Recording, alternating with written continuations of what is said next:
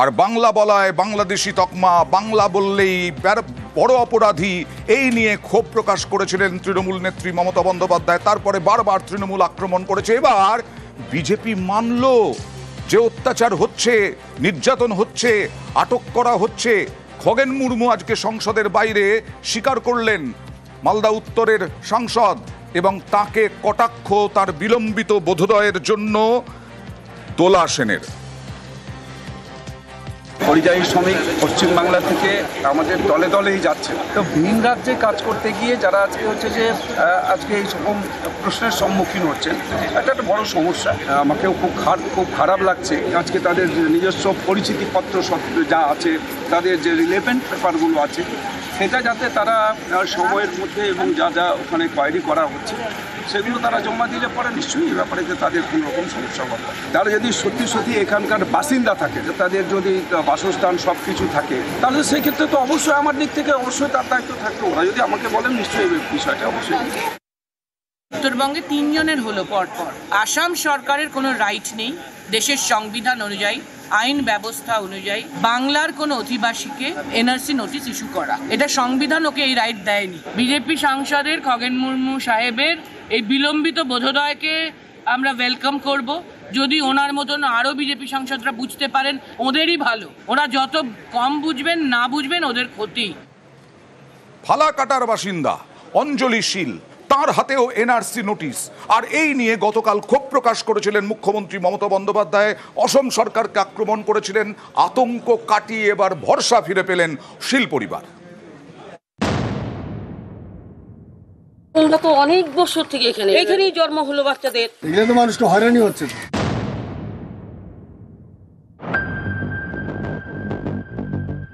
অঞ্জলি শীল আলিপুরদুয়ারের ফালাকাটার জটেশ্বরের বাসিন্দা। সেই অঞ্জলির বিরুদ্ধেই অবৈধভাবে বাংলাদেশ থেকে ভারতের অসমে ঢোকার অভিযোগ, যে অভিযোগে তাকে এনআরসির নোটিশ পাঠিয়েছে বিজেপি শাসিত অসম সরকার। যা শুনে হতবাক ফালাকাটার জটেশ্বরের বাসিন্দারা। আমরা তো অনেক বছর থেকে এখানে, ওরা আমাদের আগে আসে, কিন্তু তাদের নামে একটা চিঠি আসছে কেন কি যেন বুঝলাম না। এটা তো আপনার এলাকায় একটা আতঙ্কের ব্যাপার না? এটা এখানেই জন্ম হলো বাচ্চাদের, কি যেন কিভাবে হলো। এরা তো আমাদের এখানে বাড়ি করছে প্রায় 25 বছরের মধ্যে বেশি হবে। এগুলো তো মানুষকে হয়রানি হচ্ছে। অঞ্জলি শীলকে পাঠানো অসম সরকারের এনআরসি নোটিশের দাবি করা হয়েছে, অঞ্জলি শীল অবৈধভাবে ভারতের অসমে প্রবেশ করেছেন 1971 সালের 25শে মার্চের পরে, অথবা 1966 সালের 1 জানুয়ারি থেকে 1971 সালের 24শে মার্চের মধ্যে। অঞ্জলি শীলকে ভারতের বৈধ নাগরিকত্বের প্রমাণ দিতে হবে। অঞ্জলি শীলের দাবি, তার বাবার বাড়ি অসমে। প্রায় 40 বছর আগে অসমেই তার বিয়ে হয়। স্বামীও অসমেই থাকতেন। বিয়ের পরে অসম থেকে আলিপুরদুয়ারের ফালাকাটায় চলে আসেন। এটা কোনো ষড়যন্ত্র হতে পারে? এখানে কতদিন ধরে আছেন? 25 বছর হয়ে গেছে। আমার যখন বিয়ে হয়েছে তখন আমি ভোটারের বয়স আমার হয়নি। যখন বিয়ে হয়ে আমি শ্বশুর বাড়ি গেছি তখন আমার ভোটারের বয়স ছিল না। ভোটার নাম যখন উঠছে তখন আমি এখানকার ভোটার হয়ে গেছি। তো তখন কি আমি ওইখানে ভোট দিতে কি আদৌ যাব? তাহলে আমি কি দুই দিকের বাসিন্দার হবো নাকি? তার জন্যই আমি এইখানকার বাসিন্দার, আমি এইখানেই ভোট দেই। সমস্ত ডকুমেন্টস আমার এইখানেই। আমরা চাচ্ছি কাগজটা হাতে আসুক। কাগজটা আমার হাতে আসে নাই। আমার বাড়ি আসামে ছিল। কবে নাগাদ আপনারা এসেছেন এখানে? আমরা আসছি 25 বছর হলো। এইখানে এই যে আপনার যে স্থায়ী বাড়ি আছে এটাই? হ্যাঁ। এনআরসি নোটিশে আতঙ্কে অঞ্জলির পরিবার আর হতবাক প্রতিবেশীরা। আমরা তো অনেক বছর থেকে এখানে, ওরা আমাদের আগে আসে। এটা তো আপনার এলাকায় একটা আতঙ্কের ব্যাপার না? এটা ওনার মেয়ে বোধহয় 7-9 পড়ে, ছেলে বোধহয় 11-এ পড়ে। এখানেই জন্ম হলো বাচ্চাদের, কি যেন কিভাবে হলো।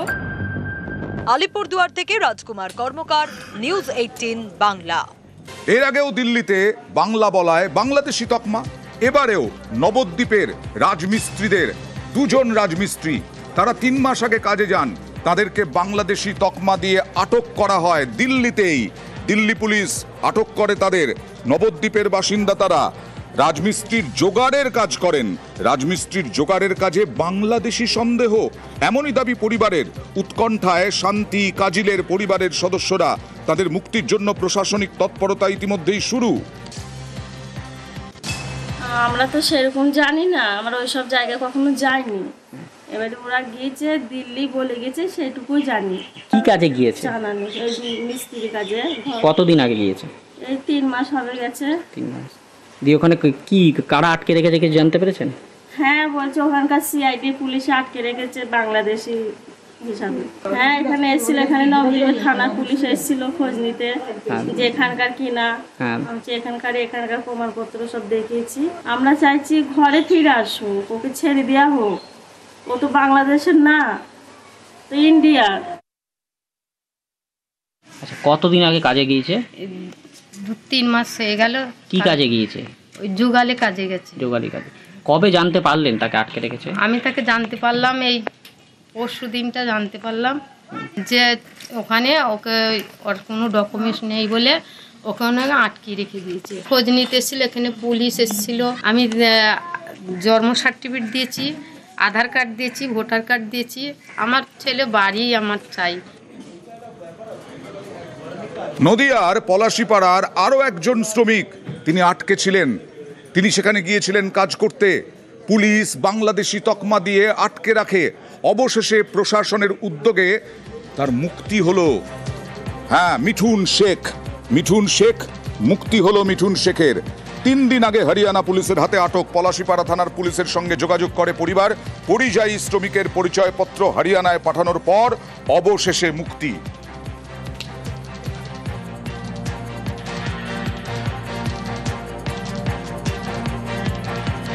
হরিয়ানা থেকে আমার ছেলেকে পুলিশে তুলে যায়, বলে তুই বাংলায় কথা কইস বাঙালি, ওই বলে আমার ছেলেকে পুলিশে তুলে নিয়ে যায়, নিজেই আটকে দেয়। ওই পলাশপাড়া থানাতে জমা দিই, প্রমাণপত্র দিয়ে বড় বড় ছাড়ির ব্যবস্থা করে দিয়েছে আমাদের। তো অনেক অনেক ধন্যবাদ। জেলেই তৈরি করা হয় লুটেরা গ্যাং। জেল থেকে ছাড়া পেয়েই জেলায় জেলায় সেই গ্যাংয়ের দৌরাত্ম্য। হাওড়ার জগৎবল্লভপুরে ছিনতাইয়ের ঘটনার তদন্তেই চাঞ্চল্যকর তথ্য পেয়েছে পুলিশ। তারা গ্রেপ্তার করেছে 6 জনকে।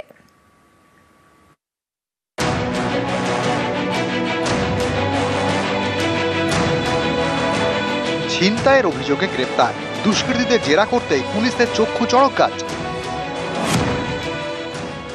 আমাদের প্ল্যান ডাকাতি আর্মস কেসে জেলে গিয়েছিলাম, ওই জেলেতেই আমাদের সাথে পরিচয়। হ্যাঁ স্যার। ছিনতাইয়ের ঘটনা তদন্তে বেশ কয়েকজনকে ইতিমধ্যে গ্রেপ্তার করেছে হাওড়া জগৎবল্লভপুর থানার পুলিশ। ধৃতদের জেরা করে পুলিশ জানতে পেরেছে চন্দননগর ও বর্ধমান জেলে দুষ্কৃতীদের মধ্যে পরিচয় হয়। এই 2 জেলে তৈরি করা হয় 30 থেকে 35 জনের লুটেরা গ্যাং। জেল থেকে বেরিয়েই জেলায় জেলায় এই ছিনতাই গ্যাংয়ের দাপাদাপি। আমাদের প্ল্যান ডাকাতি আর্মস কেসে জেলে গিয়েছিলাম, ওই জেলেতেই আমাদের সাথে পরিচয়। হ্যাঁ স্যার। 15 জুলাই রাতে জগৎবল্লভপুরের তেলিহাটিতে নিজের সোনার দোকান বন্ধ করে বাড়ি ফিরছিলেন প্রদীপ দেবনাথ। মাঝ রাস্তায় ব্যবসায়ীর ওপর দুষ্কৃতী হামলা, মারধর করে ব্যাগ ছিনতাই। আমি একটু গাড়িটা স্লো করার সঙ্গে সঙ্গে আমার এইখানটায় একটা নতুন কোদালের বাঁট দিয়ে সজোরে আমাকে আঘাত করে। একটা আমার থেকে কেড়ে নেয়। 1 লাখ টাকা ক্যাশ ছিল। 20 জুলাই পুলিশের জালে ধরা পড়ে ইব্রাহিম শেখ ও রাজু শেখ। তাদের জেরা করতেই গ্যাংয়ের বাকিদের খোঁজ। হুগলি সিঙ্গুর, জাঙ্গিপাড়া, তারকেশ্বর এবং বিধাননগরে হানা দেয় পুলিশ। পুলিশ সূত্রে খবর, ছিনতাই গ্যাংয়ের মাস্টারমাইন্ড নূর মোহাম্মদ ওরফে নূর সিঙ্গুরের বাসিন্দা। 2021-এ ডাকাতি ছিনতাইয়ের অভিযোগে জেলে যায়। 2023-এ ফের ডাকাতি ছিনতাইয়ের অভিযোগে জেল। জামিনে ছাড়া পেয়ে 1 মাস আগে বাড়ি ফেরে নূর। তারপর জগৎবল্লভপুরে ছিনতাই। আমাদের প্ল্যান ডাকাতি আর্মস কেসে জেলে গিয়েছিলাম, ওই জেলেতেই আমাদের সাথে পরিচয়। হ্যাঁ স্যার। জেল থেকে বেরিয়ে স্যার এই ক্রাইমটা করেছি আমরা। হ্যাঁ স্যার। এই ছিনতাই করার। পুলিশের জালে জেল খাটা আসামি বিধাননগরের সাবির খান, জাঙ্গিপাড়ার সিরাজুল মল্লিক, তারকেশ্বরের দত্তপুরের অমিয় ঘোষ। ধৃতরা নানা অপরাধের ঘটনায় একাধিকবার চন্দননগর ও বর্ধমান জেলে বন্দী ছিল। সেই সময় তারা তৈরি করে লুটেরা গ্যাং। সবার প্রথম আমি প্রশাসনকে অনেক অন্তর থেকে ধন্যবাদ জানাবো। এত সুন্দরভাবে ওনারা কাজ করছেন। মেদিনীপুর, বাঁকুড়া থেকেও ছিনতাই গ্যাংয়ের কয়েকজন পুলিশের জালে বলে খবর। গ্যাংয়ের বাকিদের খুঁজে একযোগে তল্লাশিতে সব জেলার পুলিশ। ক্যামেরায় রমেশ পোড়েলের সঙ্গে দেবাশিস চক্রবর্তী, নিউজ 18 বাংলা।